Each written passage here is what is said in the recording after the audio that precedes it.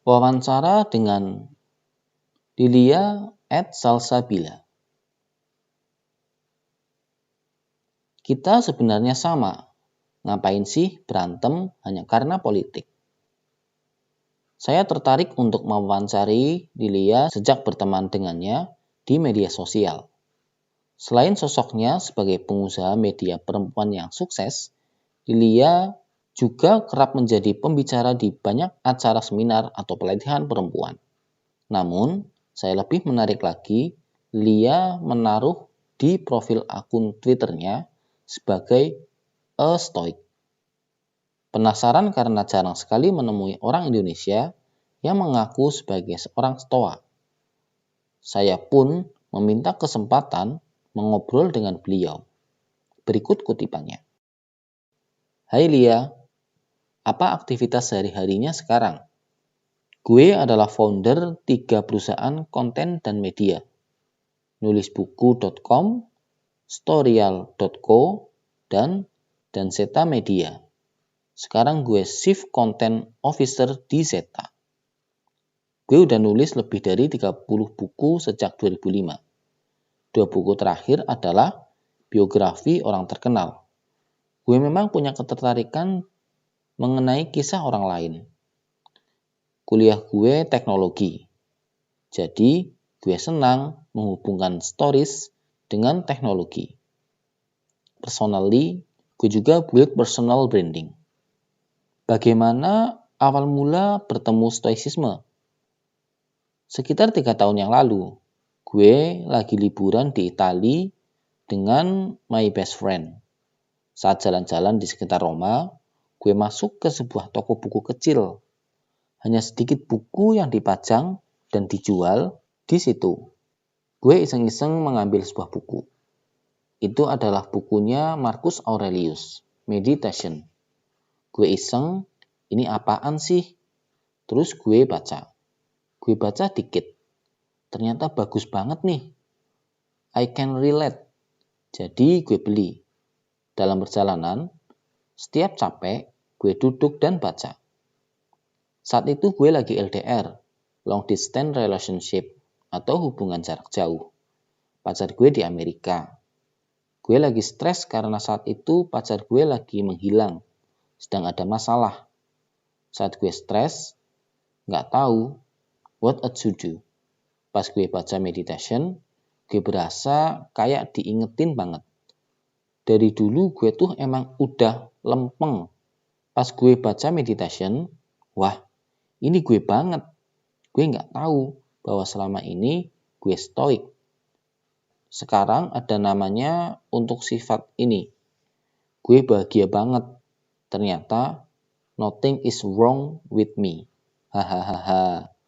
Karena tertarik, gue googling. Gue baru tahu kalau Marcus ini menulis jurnal. Dia seorang kaisar, tetapi menyempatkan waktu setiap hari menulis jurnal untuk dirinya sendiri. Tiap gue baca meditation, selalu ada hal berbeda yang gue tangkep. Gak pernah bosen. Gue biasanya gak pernah baca satu buku sampai 2 kali. Buku ada miliaran di dunia. Masa gue baca 2 kali? Tapi meditation gue jadiin Bible. Selalu balik ke situ. Yang khususnya mengena untuk gue adalah tulisan dia tentang batu.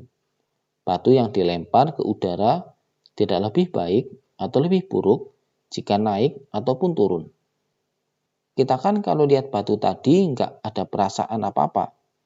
Ya hidup seperti itu, naik turun mengikuti hukum alam.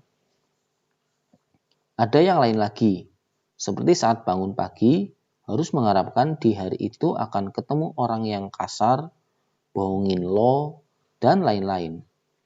Ada yang lucu juga. Kalau lo makan ketimun, ketemu yang pahit, ya dibuang. Make sense sih. Ternyata, sejak zaman tahun 300 sampai 400 Masehi, sudah ada ketimun yang pahit. Kalau ketemu, ya buang aja. Benar juga. Hahaha. The good and the bad of life, gue udah aware dan sudah bisa accept. Itu ajaran stoicisme yang selalu gue bawa.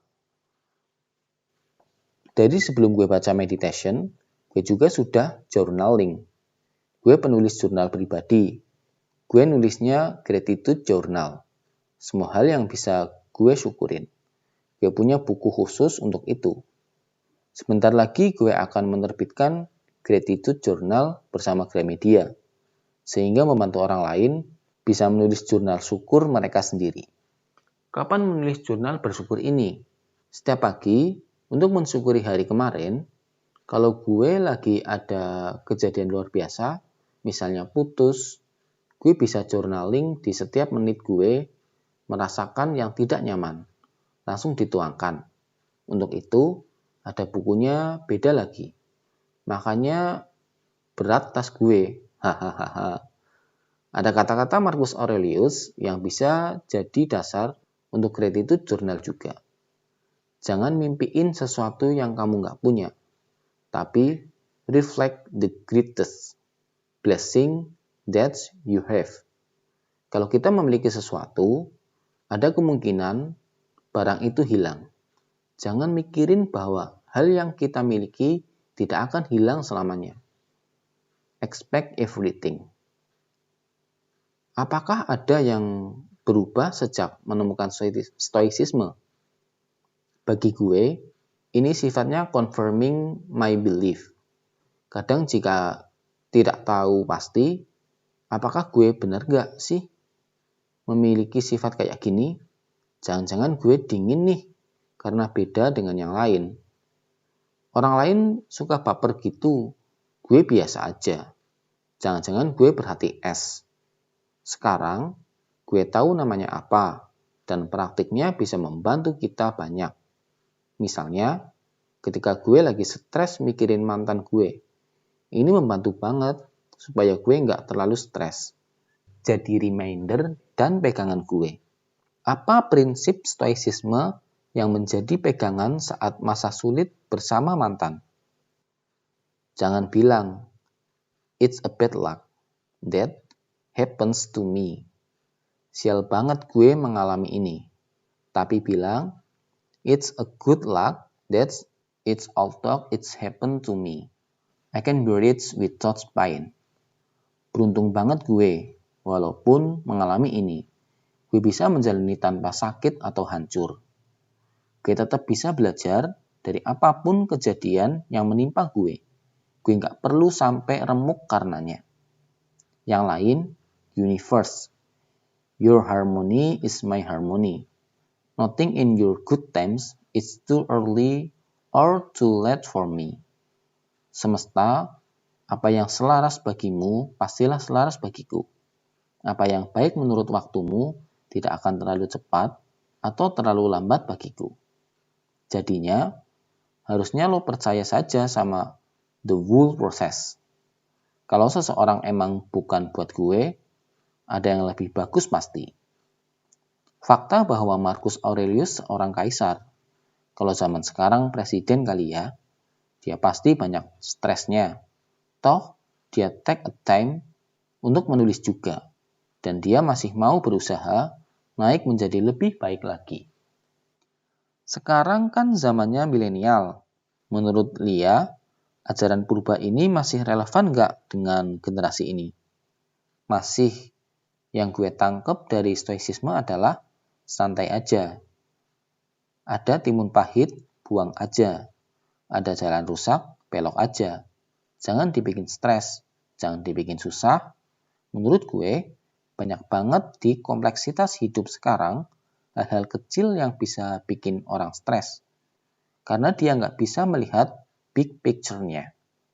Contohnya, follower gue cuma 100, nggak nambah-nambah. Atau kemarin gue di-unfollow sama si X. Kita mungkin ketawa dengarnya. Tapi, bagi sebagian orang ini penting. Gue mau kasih tahu ke mereka. Look at the big picture. Kalau lo tahu lo mau ngapain dalam hidup lo, yang kayak gini-gini nggak penting lagi untuk diperhatiin. Dan the ability to just brush off. Mengesampingkan problem itu nomor 1. skill yang dibutuhkan saat ini, lo jago data analistik, tapi sering stres. Ya nggak efektif juga, tapi juga bukan berarti menjadi tidak peduli. Tapi pedulilah pada hal penting. Sekarang banyak orang terlalu memedulikan media sosial dan orang-orang yang nggak penting dalam hidup mereka. Salah menurut gue. Ribet aja jadinya hidupnya. Nggak maju-maju, muter aja di situ. Contoh lain, soal jodoh. Banyak orang yang stuck di relationship yang tidak membangun diri mereka. Hanya karena takut nggak dapet lagi misalnya. Contoh nyata lagi nih, baru saja terjadi pagi ini. Mbak gue minta maaf karena baju gue kesetrika sampai bolong. Panjang nih minta maafnya di WA. Jangan marah ya mbak, tulisnya. Gue bilang, nggak apa-apa, buang aja. Itu stoik banget kan? Hahaha. Pada saat gue beli baju atau apapun, gue udah tahu kalau ini bisa rusak, bisa hilang suatu hari. Orang-orang sekitar gue heran. Kok gue nggak marah? Orang lain pasti ngomel dulu kan? Gue merasa nggak ada kebutuhan untuk ngomel. Yang penting apakah dia belajar dari kesalahannya, dan lain kali dia akan lebih hati-hati. Pernah menerapkan prinsip stoicisme untuk tantangan yang berat? Beberapa tahun lalu, gue melepas jilbab. Kebanyakan gue dibully seperti apa di Instagram. Dan gue bisa melihat di Google, orang penasaran searching kenapa gue lepas jilbab. Kata kunci Oli lepas jilbab jadi begitu populer. Jadi pendekatan stoik gue adalah dengan menulis blog dengan judul Oli lepas jilbab supaya nambah traffic. Kemarin banget ada sahabat yang menulis nyindir gue pakai tulisan fiksi dan nama gue ditulis pula di tulisan itu. Dia minta restu untuk publish tulisannya. Gue bilang, jangan lupa kasih link ke Instagram gue ya. Hahaha.